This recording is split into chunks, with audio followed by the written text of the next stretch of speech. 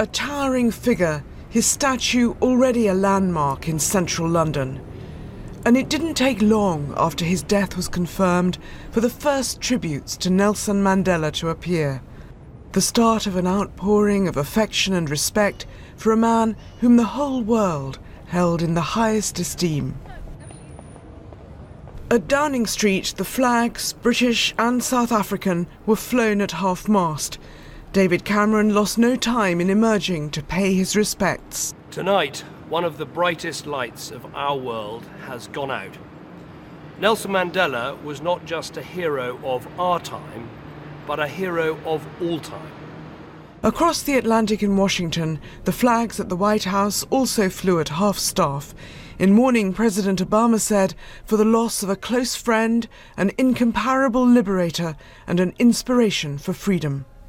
I am one of the countless millions who drew inspiration from Nelson Mandela's life. My very first political action, the first thing I ever did that involved an issue or a policy or politics, was a protest against apartheid. And in New York, the passing of a great leader was mourned both in Times Square and at the United Nations, where diplomats in the Security Council paused in silent tribute. When I thanked him for his life's work, he insisted the credit belonged to others. I will never forget his selflessness and deep sense of shared purpose. On the other side of the world, as Asia woke up to the news, further tributes poured in. In Beijing, he was praised as an old friend of China. The Indian Prime Minister called him a giant among men and a true Gandhian.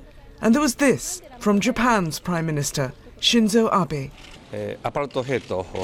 He fought for the abolition of apartheid with a strong will, said Mr. Abe. On nation building, he made a major achievement with focus on the reconciliation of people. He was a great leader. And from the many people from all walks of life who met Nelson Mandela, former US President Bill Clinton said he'd lost a true friend. Former British Prime Minister Tony Blair praised him as a great man who'd made racism not just immoral, but stupid. The great US boxing legend Muhammad Ali called Mandela a symbol of forgiveness. Former footballer David Beckham said the world had lost a true gentleman. And South African actress Charlize Theron said that though Mandela would be missed, his impact would live forever. By chance, just before news came of his death, fans were gathering for the London premiere of the new biopic of his life, Mandela: Long Walk to Freedom. Among those who came to it, the Duke and Duchess of Cambridge.